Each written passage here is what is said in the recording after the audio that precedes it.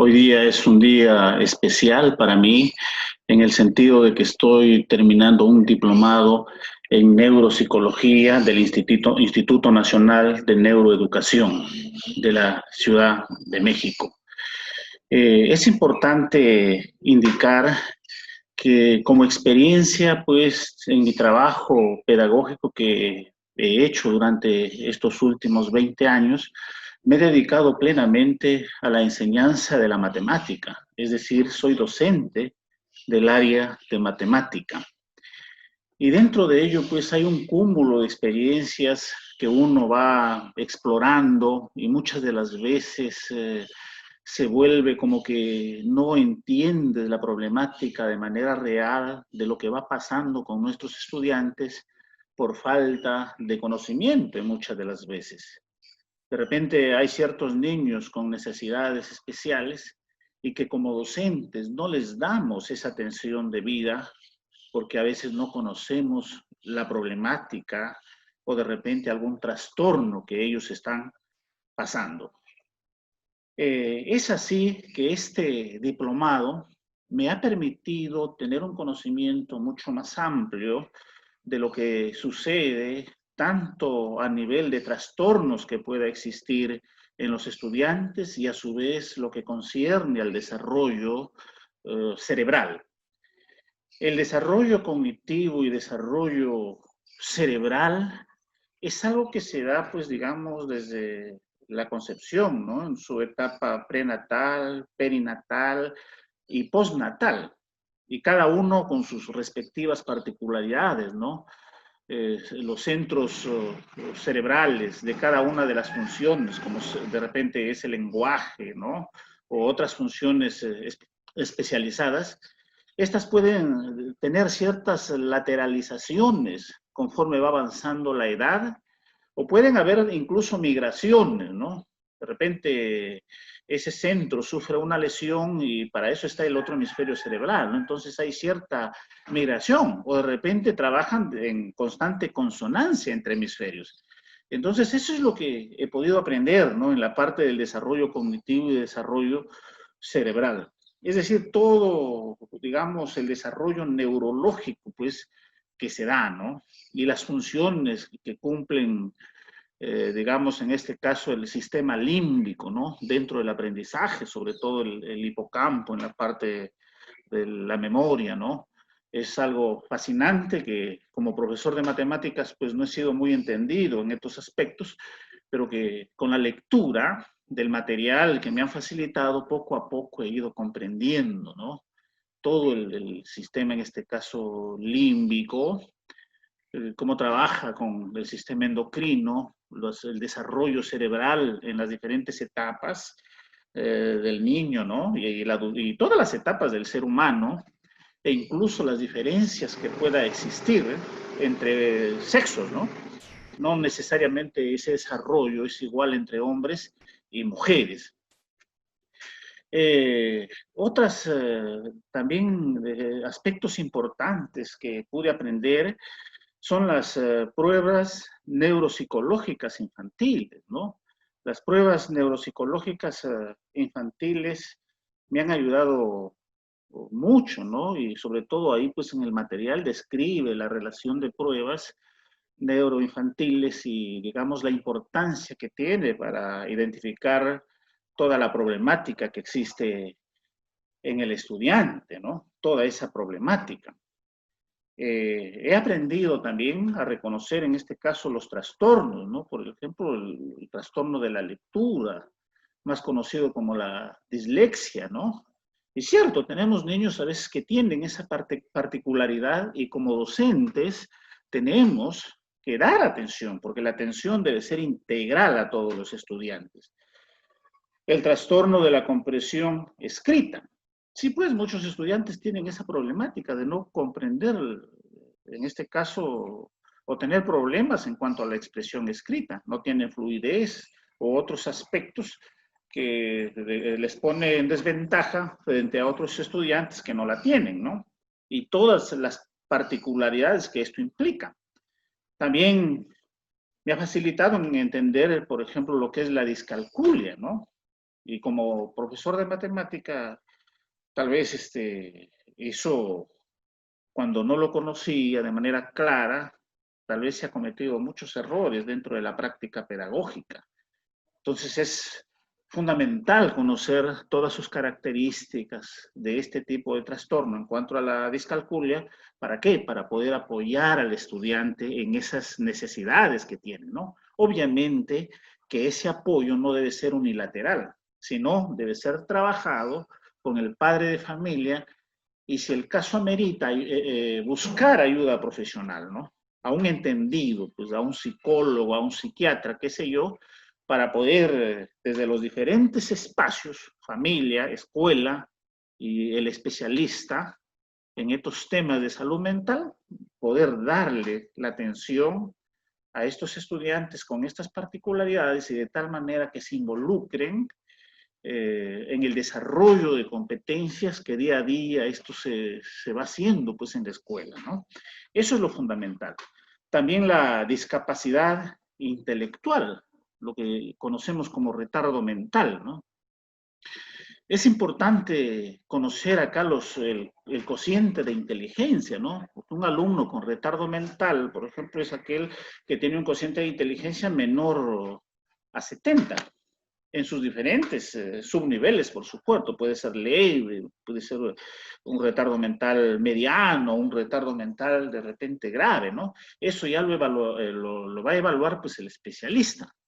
Por eso yo decía de la importancia de trabajar en consonancia con el hogar, los padres de familia y los especialistas para dar la ayuda necesaria a estos niños con estas particularidades. Sin embargo, en cuanto al cociente de inteligencia, esto también es bastante debatible, bastante discutible, porque hoy en día ya con Gardner se sabe que hay muchas inteligencias y estos cocientes de inteligencia no necesariamente incluyen todos los aspectos, ¿no? De repente la inteligencia matemática, la inteligencia artística, qué sé yo, la intrapersonal o de repente la interpersonal, ¿no? Todas esas inteligencias no, muchas de las veces no están incluidas en estos test, ¿no? Pero los estudios han evolucionado y por eso que hay pruebas también para evaluar los otros aspectos. Y eso es fundamental que como maestros lo tengamos claro, ¿no? Pero sin embargo, este aspecto en cuanto al cociente de inteligencia es bastante debatible, ¿no? Hay autores que dan su punto de vista, otros también con ciertas, digamos, como que concuerdan y otros aspectos que son netamente antagónicos de repente, ¿no? Pero ahí está pues el buen juicio del maestro para poder de repente tomar decisiones siempre que ayuden al estudiante. Y hay muchos trastornos, pues como el trastorno por déficit de atención e hiperactividad también, o también puede ser sin hiperactividad, ¿no? Que es necesario conocer sus características, poder identificar, ¿no? Lo que se llama pues la etiología, ¿no? El nivel de prevalencia quizá que se da, la recurrencia que se da, ¿no? En un determinado espacio geográfico, ¿no? O la comorbilidad, ¿no? De repente va asociada a otras enfermedades, ¿no? Comorbilidad, la comorbilidad, ¿no? Asociado muchas de las veces a otras enfermedades que como maestros eso debemos entenderlo para poder dar la mejor ayuda al estudiante, ¿no?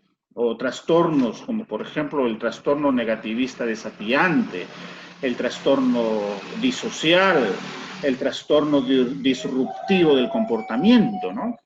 Que son trastornos que tienen sus características particulares y que como maestros estamos obligados, digamos, a entender sus características, sus antecedentes, ¿no? Su sintomatología, entre otros aspectos, para poder atender a estas necesidades. Entonces, por eso la importancia de este diplomado en neuropsicología, porque me ha ayudado muchísimo, ¿no? A entender todos estos aspectos. Y en la sesión 16 habla, por ejemplo, sobre la herencia, ya sea sobre todo mendeliana, ¿no? porque Mendel fue, pues, Gregor Mendel fue uno de los estudiosos que se encargó sobre todo del fenotipo y el genotipo, ¿no? De estudiar a plenitud y ver también, digamos, los aspectos que se pueden dar en los cromosomas, ¿no? Por ejemplo, cuando hay un triplete en el cromosoma 21, en lugar de ser un par, es un triplete, por ejemplo, ya sabemos que es síndrome de Down, ¿no? O a veces hay otros cromosomas que son afectados y eso a veces enrumba un tipo de trastorno. Pero Mendel se encargó y se enfocó, pues, digamos, de estudiar el genotipo, ya sea homocigote dominante, heterocigote, lo que se conoce como híbridos, o el homocigoto recesivo, ¿no? Todos esos aspectos es importante lo que está en la sesión 16, porque de alguna manera ayuda, pues, a entender estos aspectos claves, ¿no?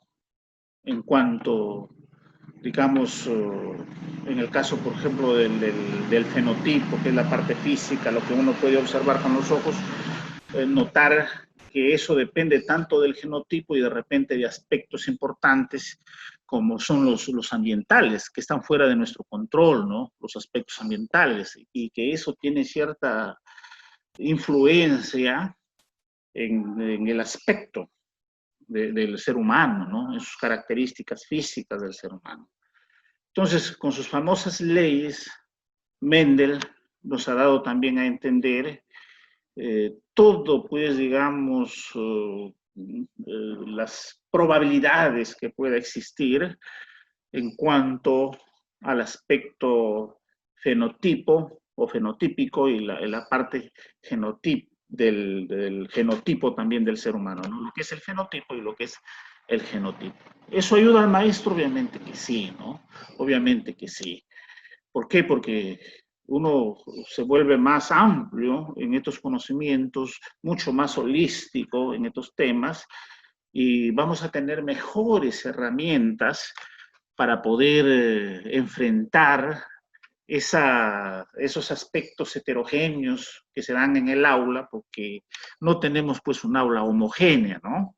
Cada alumno en muchos de los aspectos es un problema particular y el maestro tiene que dar atención, ¿no? Entonces, con todos los conocimientos que he aprendido en este diplomado de neuropsicología, obviamente que me va a ayudar porque voy a saber diferenciar, voy a saber distinguir, voy a saber aplicar dentro de mi rol, por supuesto, lo que está a mi alcance para poder ayudar a ese niño, ¿no? Y recapitulando, ¿no? Nunca debemos trabajar de manera aislada, sino en consonancia, en coordinación con el padre de familia y a su vez para los estudiantes que tienen ciertos trastornos o ciertas dificultades o problemas de aprendizaje, con el especialista, ¿no? ¿Para qué? Para dar una atención integral. Eso es lo fundamental, ¿no? Dar una atención integral a nuestros estudiantes. Estoy muy agradecido y espero que se siga dando otros módulos, otros estudios por parte de este instituto tan prestigioso para poder afianzar mucho más mis conocimientos, poder afianzar mucho más mi aprendizaje. Muchas gracias.